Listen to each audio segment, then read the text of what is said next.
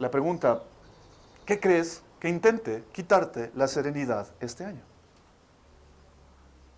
Si pudieras predecir, ¿qué crees que intente quitarte la serenidad este año? ¿Cuál sería una posible respuesta? ¿Lo mismo quizás? ¿Algo nuevo? No sé, ¿qué miedo?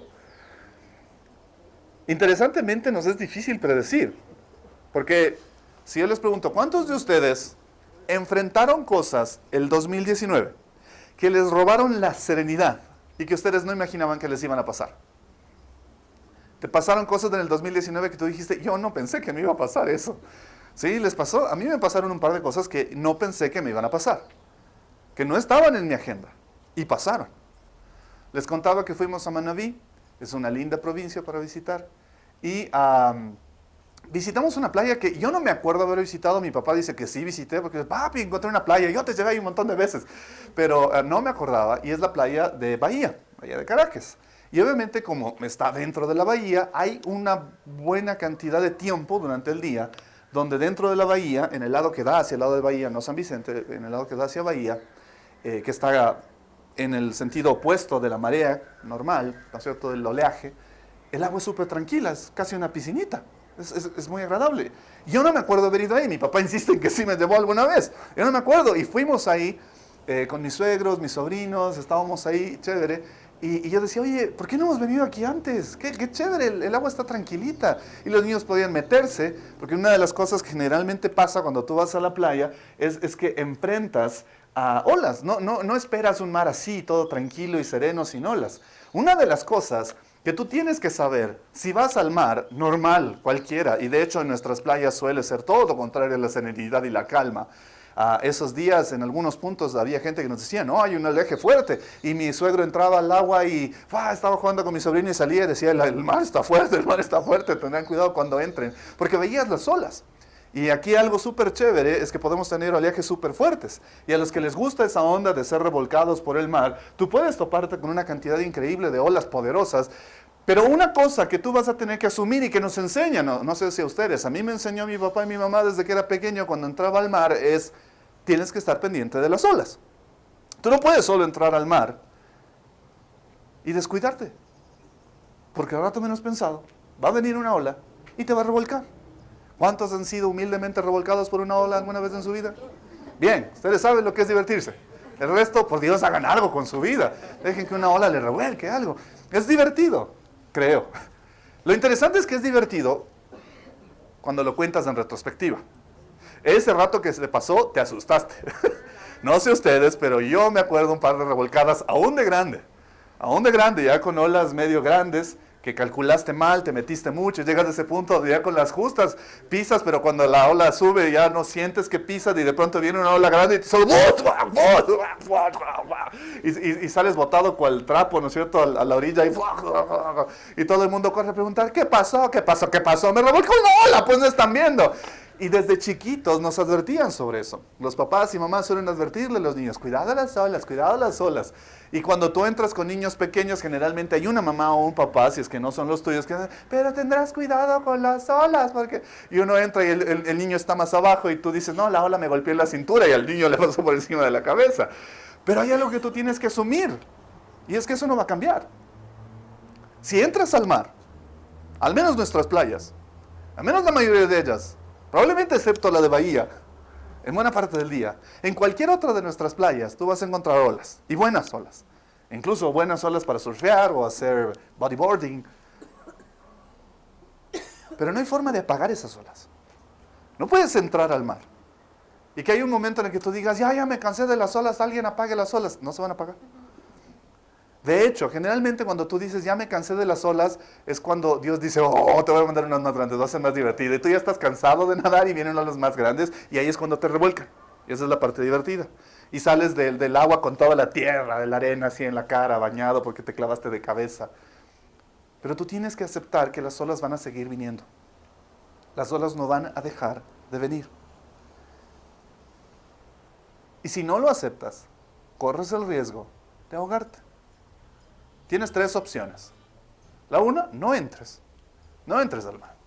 Si no quieres olas, no entres al mar. Porque si entras van a haber olas. La segunda, enfréntate a la ola.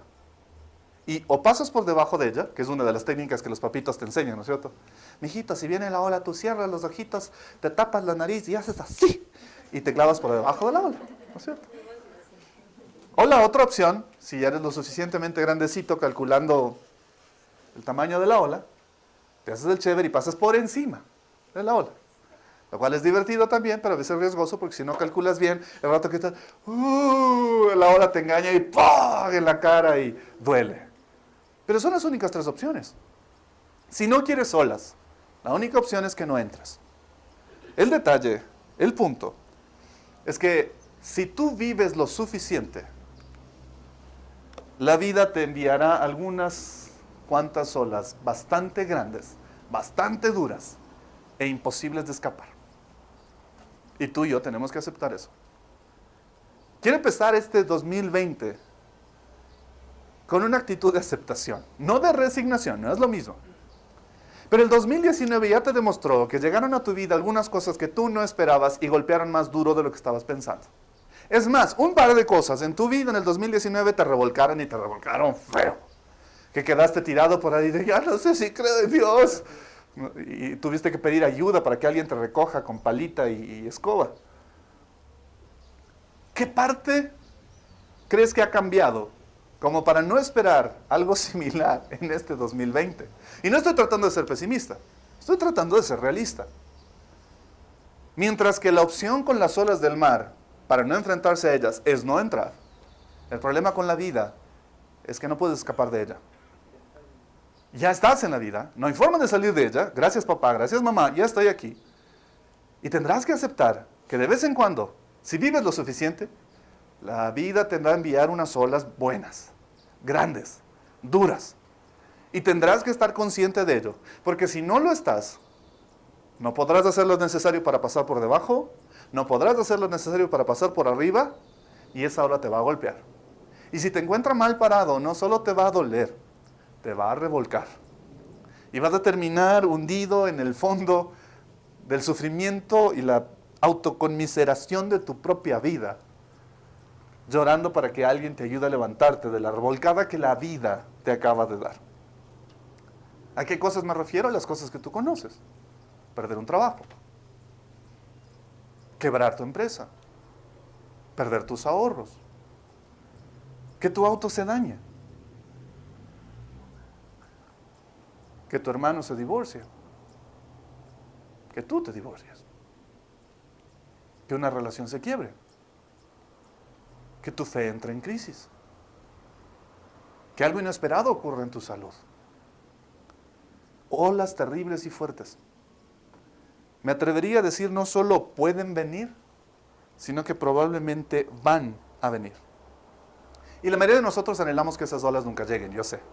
La mayoría de nosotros empezamos el año diciéndole, Señor, te entrego mi año, por favor, Señor, bendice mi año, Señor, por favor, que haya salud. Señor, danos lo necesario. Uno ora y clama, y estoy seguro de que Dios nos escucha. Y estoy seguro de que Dios va a responder a nuestro clamor, pidiéndole que Él haga de nuestro año todo lo que esperáramos. Sin embargo, ¿qué va a pasar si por desgracia, Dios no lo quiera, en este año, en uno de tus chequeos médicos, el doctor te dice, lo siento, es cáncer? Y esa ola puede venir. Y no hay nada que tú y yo podamos hacer. Porque resulta que no importa cuánto te cuides, igual te puedes enfermar. No importa si comes mal, te enfermas. Y a veces si te cuidas súper bien, igual te enfermas. Hay cosas que no puedes evitar. Hay gente que maneja muy mal y se choca. Y hay gente que maneja muy bien y se choca. Hay gente que se comporta muy mal y sus relaciones quiebran. Y hay gente que se comporta súper bien y sus relaciones quiebran. Es difícil predecir eso. Así es que, ¿qué necesitas? ¿Qué escoges? ¿Qué buscas? Porque por sus caras estoy pensando, oh, acaba de amargarme el 2020, este va a ser un año terrible. Ya, Señor, manda la ola de una vez, ya. Gracias por el ánimo para empezar el año. Pero sí hay ánimo, claro que lo hay, claro que hay esperanza. Pero el punto es que justamente tu serenidad, esa calma, no puede estar fundada en esas cosas. Porque si tu serenidad, mi serenidad, está fundada en, ay Señor, que sea un año sin problemas económicos, ¿qué va a pasar con tu serenidad al rato que vengan los problemas económicos? Si tu serenidad está basada en, Señor, por favor, yo te voy a amar y voy a estar tranquilo con una paz terrible si no me enfermo, ni nadie de mi familia se enferma. Pero si alguien de tu familia se enferma, ¿qué va a pasar con tu serenidad? Si tu serenidad depende de esas cosas que tú no puedes controlar, ¿qué va a pasar cuando venga? El Señor Jesús tiene la respuesta. En Juan, capítulo 14, verso 27, Él dice, la paz les dejo, mi paz les doy. Yo no se la doy a ustedes como la da el mundo. No se angustien, ni se acobarden frente a las olas. No se angustien, ni se acobarden frente a las olas. El de las olas es un añadido mío, por si acaso no va a estar cuando lo lea. La paz que el mundo nos ofrece es una paz que depende de estar de buen humor, de buen ánimo. Y eso es difícil de conseguir en este mundo. La mayoría de nosotros pasa gran parte de su tiempo de mal humor y de mal ánimo. Y los momentos de buen humor y de buen ánimo suelen ser eso, momentos. No son nuestro estándar, no son nuestro status quo, pero el mundo te vende esa idea, experiencias placenteras. Es interesante. Conversaba con un amigo que me decía que un artículo que luego me envió y pude leer, revela que las parejas jóvenes, que están entre los 20 y los 35 años, incluso un poco menos, 20 y 30 años, hoy en día se están divorciando. ¿Por qué creen? ¿Cuál creen que es la razón de la mayoría de divorcios de las parejas o matrimonios entre los 20 y los 30 años de edad? Quizás sí, se aburren. En la antigüedad era adulterio, problemas económicos, falta de comunicación. Esas eran las cosas por las que mi generación y las anteriores llegaba a pensar en divorciarse. Pero resulta que, según este estudio, las parejas de hoy en día que están entre los 20 y los 30 años se están divorciando porque no viajan lo suficiente. En serio, esa es la razón número uno de sus divorcios. Se aburren. No están viajando lo suficiente, ni están teniendo la cantidad suficiente de experiencias juntos. Entonces el aburrimiento les carcome y la relación se acaba. Y uno piensa, ¿es en serio? Es mi frase favorita, el Pancho dice que siempre digo eso. Es mi frase favorita, ¿es en serio? Y tú quieres esa vida, seamos honestos. Uno dice, yo quiero viajar mucho este 2020. Es más, algunos de ustedes deben haberse propuesto como meta, como resolución, este año voy a viajar y disfrutar, porque el 2019 viajé, pero como fui con la odiosa de mi familia, no disfruté. Este año sí voy a disfrutar. ¿Y cuál es tu idea? Ir en un auto lujoso, en una carretera sin huecos, en una temperatura agradable, no demasiado caliente, para no tener ni siquiera que prender el aire acondicionado, sino solo bajar un poco la ventana y sentir esa brisa tibia, con una ligera sensación de humedad en el ambiente, mientras en el fondo escuchas unos pajaritos porque tu motor es tan perfecto que ni siquiera hace ruido. Y volteas a ver atrás y ves a tus dos príncipes y a tu princesa sentados perfectamente puestos los cinturones de seguridad, sonriendo y diciéndote, oh Padre, amamos cómo manejas. Oh Padre, solo dinos cuándo hemos de llegar, porque no importa cuándo lleguemos, amamos estar en el auto contigo. Y tú regresas a ver y tu perfecta esposa está con sus perfectas gafas sentado en el perfecto asiento al lado tuyo, sonriéndote, diciendo, eres el mejor conductor del mundo. Y avanzas y de pronto en el horizonte se abre y alcanzas a ver el perfecto océano completamente verde, transparente. Y tú dices, ya llegamos. Y los niños te dicen, no, padre, no, que este viaje contigo no acabe. Hasta que te sacudes 5 minutos y te das cuenta de que tú estás en el asiento del copiloto. Te despiertas de tu siesta, tu esposa está manejando y te dice, ya despiértate, qué mal copiloto que eres. Y tus hijos preguntan, ya llegamos, voy a vomitar. Y esa es tu familia de verdad. Esa es nuestra familia real. Y frente a esa realidad, que no puedes controlar, no puedes controlar a tu esposo, no puedes controlar a tu esposa, no puedes controlar a tus hijos, no puedes controlar el clima, no puedes controlar la carretera, a veces ni siquiera puedes controlar tu propio auto. ¿Dónde va a estar tu serenidad? ¿De dónde va a venir? ¿Qué la va a sostener? Esa paz que Jesús dice que puede ofrecernos es una clave fundamental. Pero quisiera que hoy la entendamos mejor. Jesús dijo, si ustedes buscan mi reino, esa serenidad va a venir. En Mateo, Él decía, no se preocupen diciendo, ¿y ahora qué vamos a comer? ¿Qué beberemos? ¿Qué nos vamos a poner? Si ni nos pudimos ir de viaje a Estados Unidos para comprar ropita, ya tocó comprar aquí. Jesús decía, los paganos andan todas esas cosas, pero el Padre Celestial sabe que ustedes las necesitan. Más bien, en lugar de estar preocupados por eso, por cosas que no pueden controlar y que les roban la serenidad, busquen primeramente el reino de Dios y su justicia, y todas esas cosas van a ser añadidas.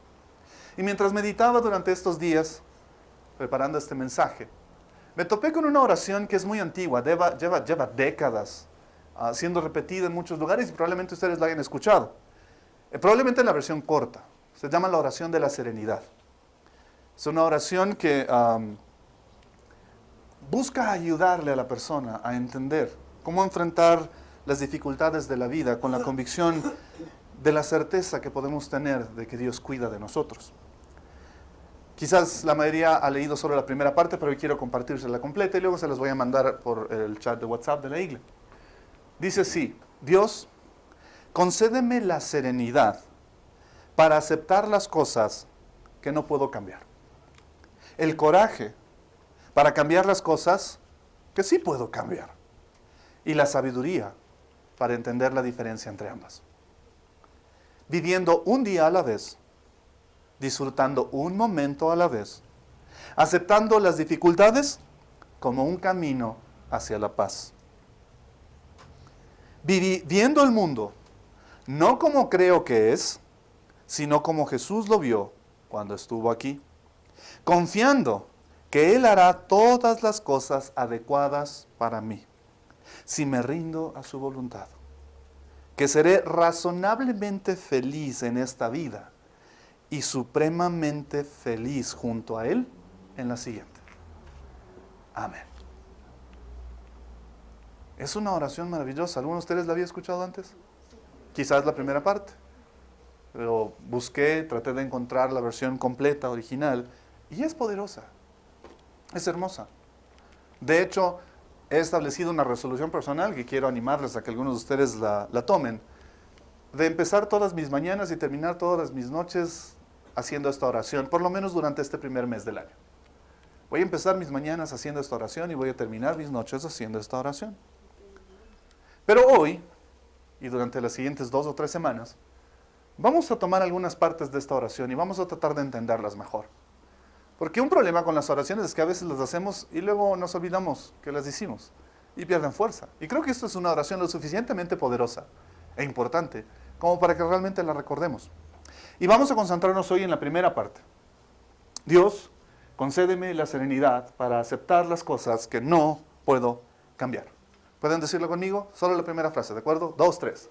Dios, concédeme la serenidad para aceptar las cosas que no puedo cambiar.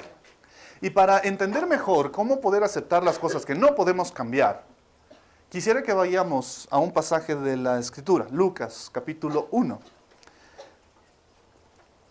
Por el tiempo y los días y algunas cosas más, no tuvimos la oportunidad de hablar mucho acerca de la historia alrededor del nacimiento de nuestro Señor, así es que lo vamos a hacer un poco estos días. Y vamos a analizar hoy a uno de los personajes que se vuelve obviamente crítico e importante en esa historia, y es María. Lucas capítulo 1, verso 30. María está tranquila, haciendo quién sabe qué cosa, y de pronto aparece un ángel. Y le dice, en el verso 30, inicia la conversación y un poquito más adelante en el verso 30 le dice, no tengas miedo. Ahora, cuando alguien te dice que no tengas miedo es porque te vio con cara de ¿qué? De miedo. De hecho, si ustedes leen un par de versos antes, se dan cuenta de que el ángel aparece y empieza a hablar y María se siente terriblemente asustada, perturbada. No solo algo que le sorprende de, oh, es algo que, no, ¿qué es esto? Ella se asusta y es comprensible. Y el ángel le dice, no tengas miedo, María. Dios te ha concedido su favor. Quedarás encinta y darás a luz un hijo y le pondrás por nombre Jesús. Él será un gran hombre y lo llamarán Hijo del Altísimo. Dios del Señor le dará el trono de su padre David y reinará sobre el pueblo de Jacob para siempre. Su reinado no tendrá fin. Ahora, no sé cómo lo tomarían las mujeres que están aquí, sobre todo aquellas que ya son mamás, si de pronto aparece un ángel y te dice algo tan sorprendente con respecto a uno de tus hijos. Te dice que tu hijo va a asumir la responsabilidad de lo que pase con todo el planeta, con toda tu nación. Y una parte probablemente esté en esa emoción de, ¡ay, qué chévere mi hijo! Yo sí decía, mi hijo va a ser un campeón. Pero otra parte probablemente te dé miedo, porque digo, wow, no, en serio, tanta responsabilidad. Hay que ser honestos. Cuando hoy en día yo le he preguntado a algunos chicos, oye, ¿tú quisieras ser presidente? Ya no es tan frecuente la respuesta de sí como era antes. Cuando yo era chico le preguntabas a alguien, ¿quieres ser presidente? Ah, quiero ser presidente. Pero hoy en día le va tan duro a los presidentes, sobre todo en las redes sociales. Hay tantas bromas, tantas expresiones crueles.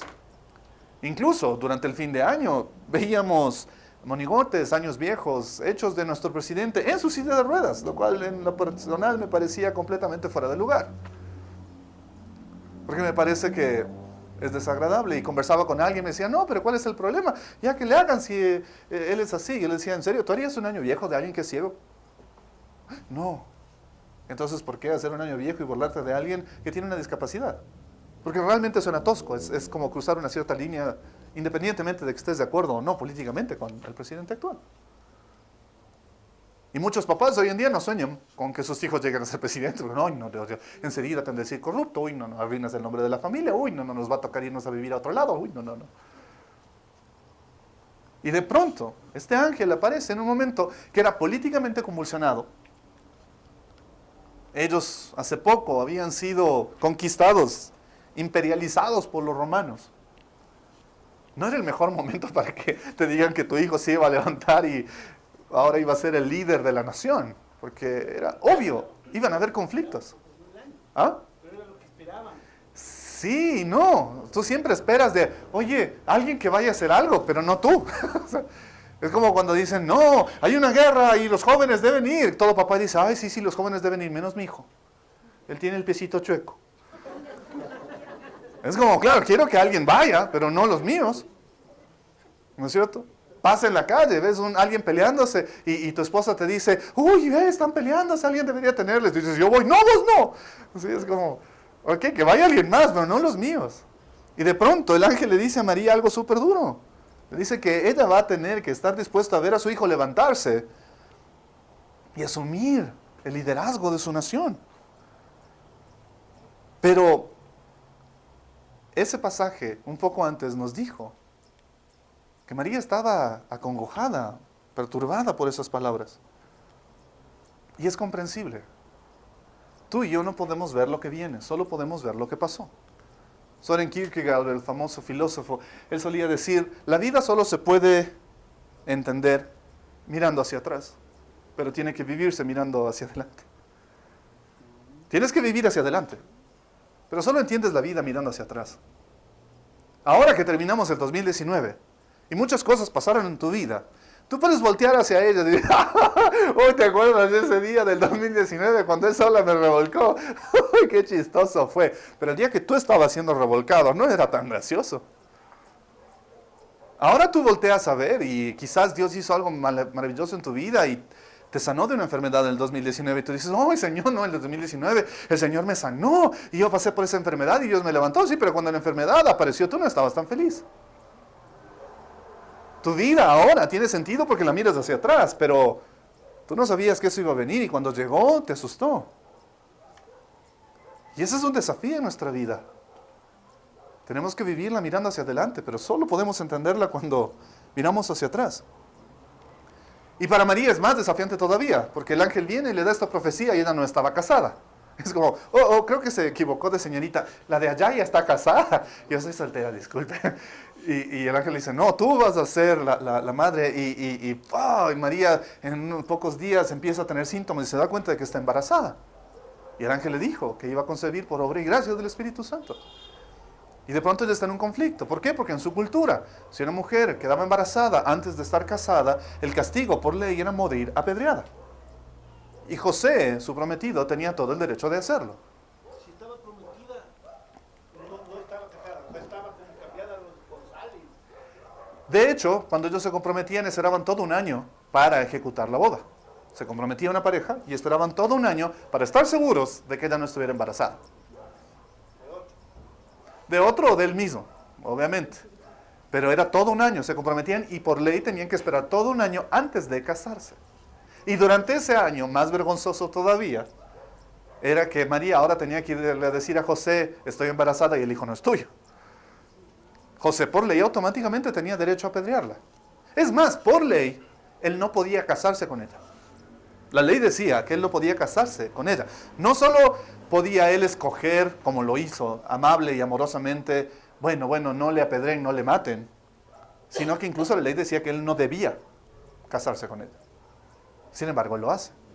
Pero se imaginan para una joven adolescente tener que enfrentar el miedo del rechazo, el miedo de la muerte, porque el riesgo automático, el miedo de tener a su hijo fuera del matrimonio y si es que quedaba viva, quizás José era bueno y no pedía su apedreado y ella quedaba viva, quedaba completamente excluida de la sociedad.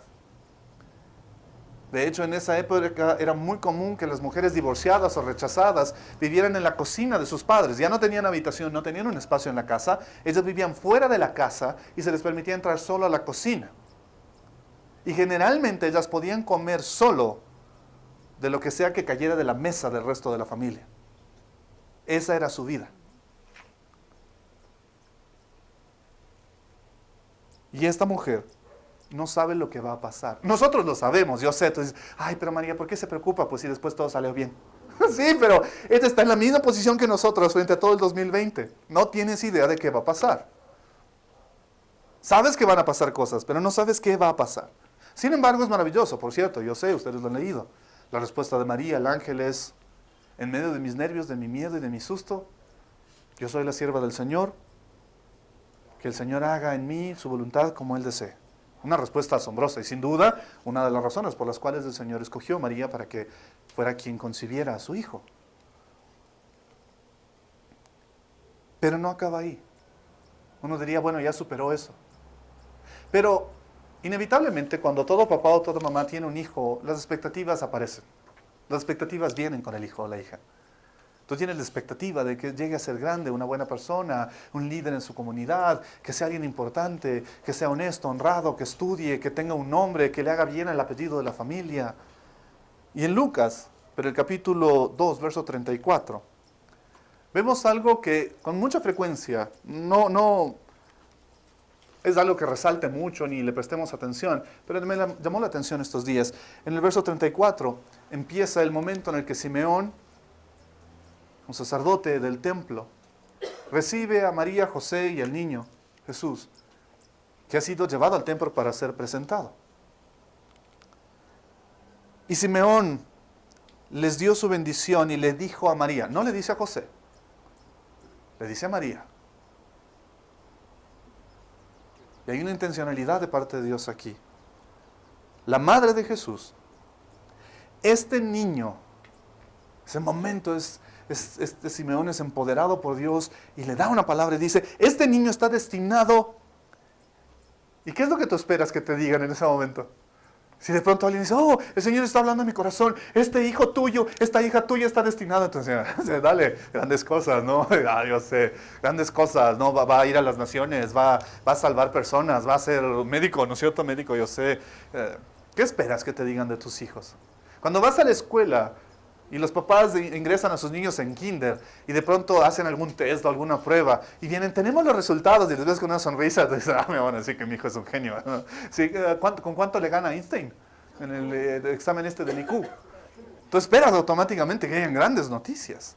Y de pronto Simeón es empoderado por Dios y empieza a darles una palabra y dice, este niño está destinado, y me imagino que en ese momento María sonrió diciendo, oh, otra vez me van a decir, claro, él está destinado a ser el rey de Israel, quien nos libere de los romanos. Entiendo lo que el ángel dijo, pero interesantemente cambia el tono de esa expresión y dice, este niño está destinado a causar la caída y el levantamiento de muchos en Israel y a crear oposición, a fin de que se manifiesten las intenciones de muchos corazones. ¡Oh! No me diga eso. Y en cuanto a ti, María, una espada te atravesará el alma. ¿Cuántas mamás quisieran escuchar eso con respecto a sus hijos? Que te digan, tu hijo acaba de pasar el examen, va a causar un montón de conflictos, tu hijo va a ser un terrible problema en la escuela, no le van a querer en la universidad, va a causar solo problemas y conflictos, algo bueno va a ser al final, pero eso sí, a vos el alma te va a doler, te va a hacer sufrir el resto de tu vida. Sería una expresión bonita que ustedes digan, ay, qué lindo mi hijo, qué orgullo, yo sí sabía. No. Y de pronto, María, que quizás esperaba que las cosas vayan mejorando después de todo el primer trayecto difícil entre el embarazo, el viaje en el burrito, la llegada a Belén, el pesebre y todo lo demás, ahora recibe de Simeón una palabra que es incluso más dura. Y se lo dice a María. Y como buena mujer ella va a recordar eso el resto de su vida. Ella va a recordar que un sacerdote una vez le dijo que una espada iba a atravesar su alma en relación al dolor que le iba a causar todo lo que su hijo iba a vivir. Ahora, pensando en eso, dile conmigo, Señor, concédeme la serenidad de aceptar lo que no puedo cambiar. ¿Te imaginas eso? Que te digan eso de tu hijo y te digas, Señor, concédeme la serenidad de aceptar lo que no voy a poder cambiar, que una espada va a atravesarme el alma. Es más, no es solo el problema de que le acaba de advertir que una espada le va a atravesar, sino cuál va a ser esa espada. Si alguien viene y te dice, oh, el Señor me está diciendo que algo terrible va a venir en tu vida este 2020, ¿qué es lo primero que tú quisieras? Ya por lo menos dígame qué. O sea, si algo terrible va a venir, dígame qué para estar preparado. Si es un tornado, aunque sea pongo tablitas en las ventanas. Si es que voy a tener inundación, me compro una bomba para sacar el agua. Nuestra tendencia es tratar, por lo menos en algo, de estar psicológica o materialmente preparados para enfrentar la dificultad que va a venir. Pero ¿qué pasa si alguien te dice que algo muy duro va a venir a tu vida, pero no sabes qué es? Y no te va a decir. Es como cuando alguien te dice, tengo algo que decirte. ¿Y tú qué? No te puedo decir ahorita. ¿No les pasa que no me hagas eso, por Dios, no voy a poder dormir? ¿Qué es? Pero es algo malo. O sea, más o menos. Ya cuando te cuente vas a entender. ¡No! Mátame mejor. Y es interesante, si ustedes leen ese pasaje completo de Lucas, y les animo a que lo hagan. María no estaba solo enfrentando dificultades emocionales, de hecho enfrentaban dificultades económicas. Dice el texto que cuando ellos llegaron ante Simeón, ofrecieron una ofrenda a Dios por el nacimiento del niño. 2 palomas o 2 pichones. Interesantemente, esto viene de un pasaje que está en Levítico, una orden que ellos tenían por ley. Esta es la ley concerniente a la mujer que dé a luz un niño o una niña. Tenían que sacrificar un cordero. Decía, tiene que sacrificar un cordero y un pichón o una tórtola, las 2 cosas. Pero, si no le alcanza para comprar un cordero, tomará 2 tórtolas en lugar de una, o 2 pichones en lugar de el cordero y el pichón, como holocausto, y el otro como sacrificio expiatorio. ¿Eso para qué? Para la gente pobre. ¿Se imaginan? María ya estaba enfrentando todas esas cosas difíciles. Ella llega al templo con su niño y su esposo, y hay otra gente que está en una fila especial que llevan cordero. ¿No? Por favor, acá a la izquierda los que sí tengan cordero, acá a la derecha los que solo tengan tórtola o pichón. Y le tocó hacer ¿qué? Lo que le toca hacer a los pobres. Si eres pobre te toca esperar. Los ricos pasan primero. Los que tienen dinero hacen que las cosas pasen rápido. Si tú eres pobre te toca esperar. Y ella, me imagino, se habrá preguntado, Señor, esta situación económica dura, que me parte el alma al ver que mi hijito no puede sacrificar por él un cordero, sino me toca estas 2 palomitas, qué vergüenza, qué pena. ¿Será esta la espada que atravesará mi alma? ¿Será la situación económica? ¿Será la dureza de vivir años de escasez y de criar a este niño en la pobreza lo que va a partirme el alma? Y quizás en ese momento ella levantó su oración diciendo, Señor, concédeme la serenidad para aceptar las cosas que no puedo cambiar.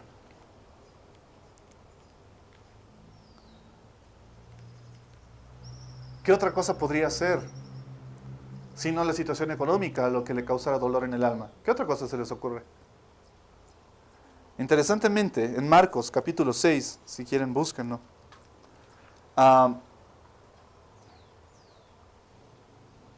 ya vemos cuál es la expectativa, con más claridad, que María iba teniendo en relación a su hijo a pesar de las circunstancias.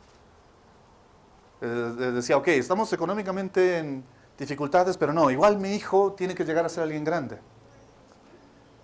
Y Marcos capítulo 6 dice que salió Jesús, ya es grande, son varios años después.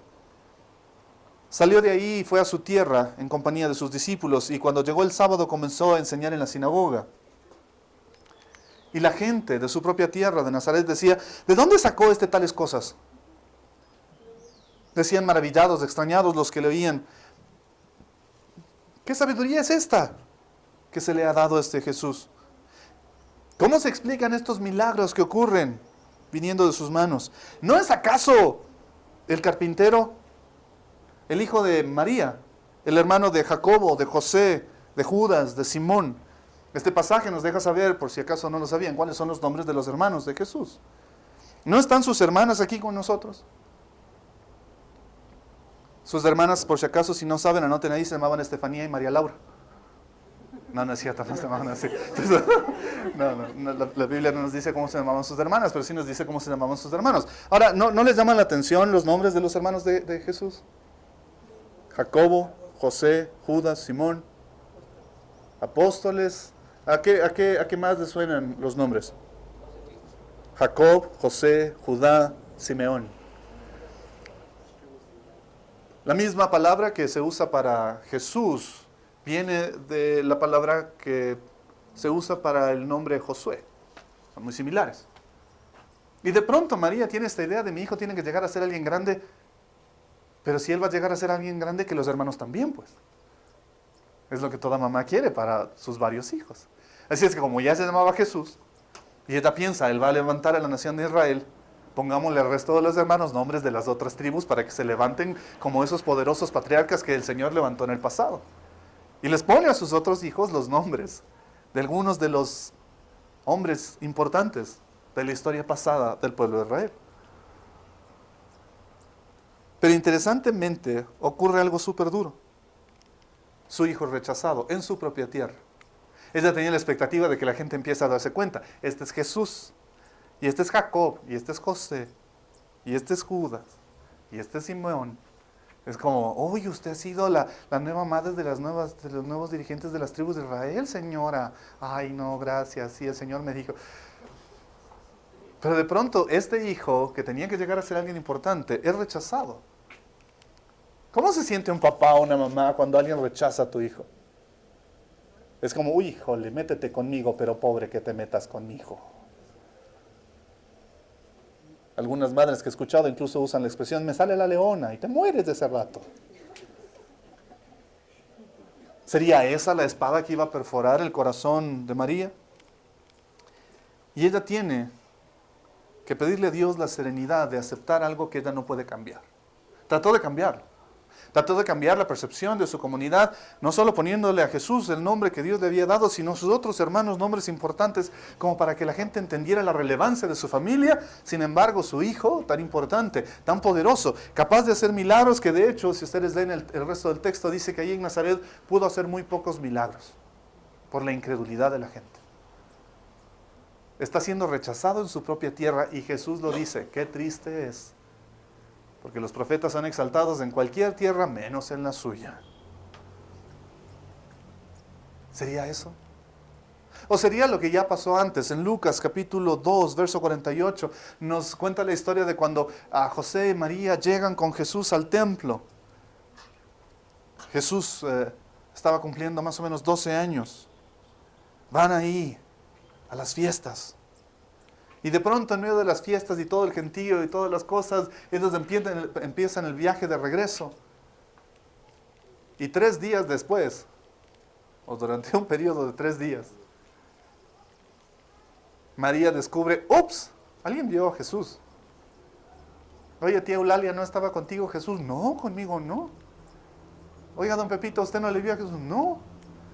Y a sus 12 años, Jesús se pega a la primera perdida de su vida. ¿A alguno de ustedes se les ha perdido un niño, un hijo? Sí. ¿Qué tal se siente?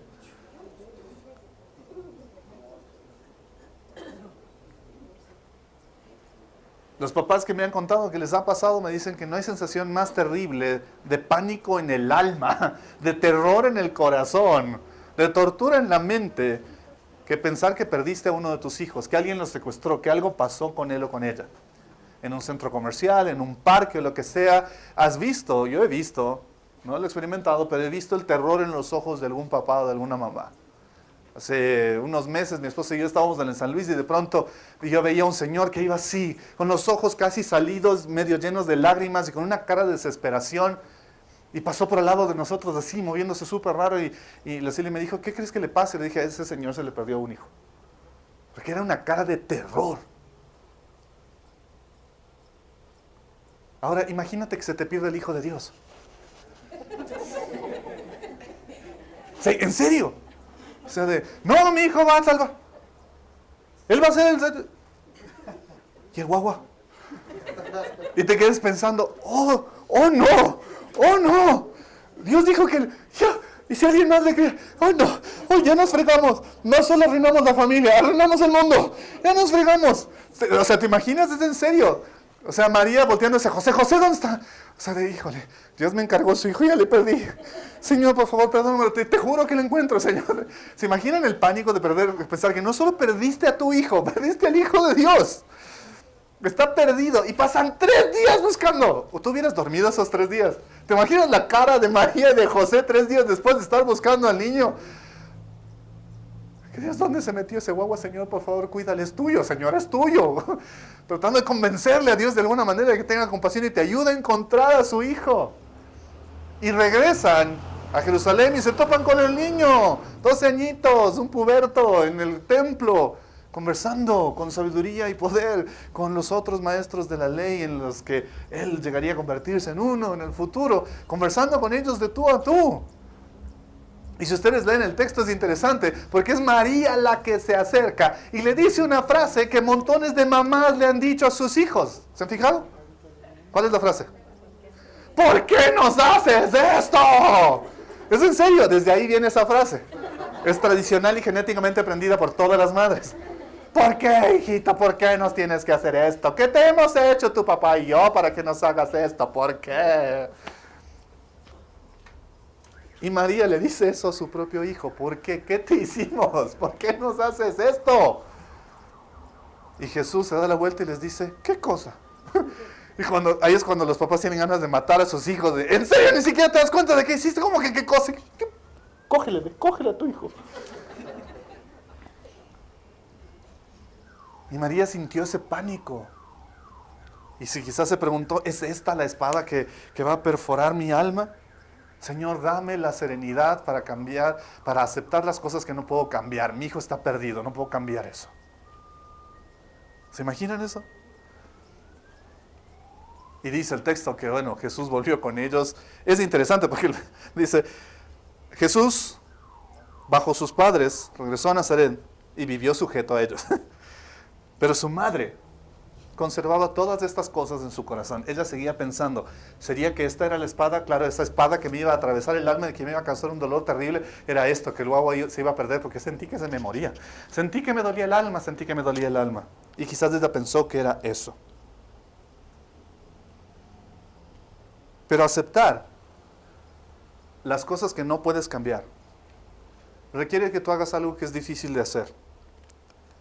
Una psicóloga, su nombre es Janice Marturano, dice que requiere que tú salgas del error de la atención parcial. Y ella escribe un libro acerca de esto. Dice, muchas veces estamos tan atolondrados con nuestra propia vida que le prestamos solo una atención parcial a nuestro hoy y aquí, a la hora.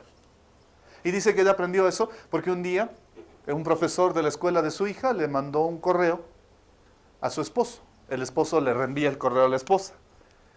El profesor solicitaba una reunión con ellos como papás. Y ella ve el correo de la profesora diciendo, mire señora, tal, necesita una reunión para hablar de cosas de su hija. Y como venía del esposo, ella coge responder y le pone, ok, está bien por mí el martes a las 10 de la mañana, te amo mucho, por cierto, lo de anoche fue maravilloso. Y manda el correo al profesor de su hija, por error. Y dice que pasó una de las vergüenzas más grandes de su vida. Porque se dio cuenta de que a veces tú haces cosas sin poner completa atención a lo que estás haciendo en ese momento. ¿Por qué? Porque estás pensando en lo que pasó o en lo que ha de venir.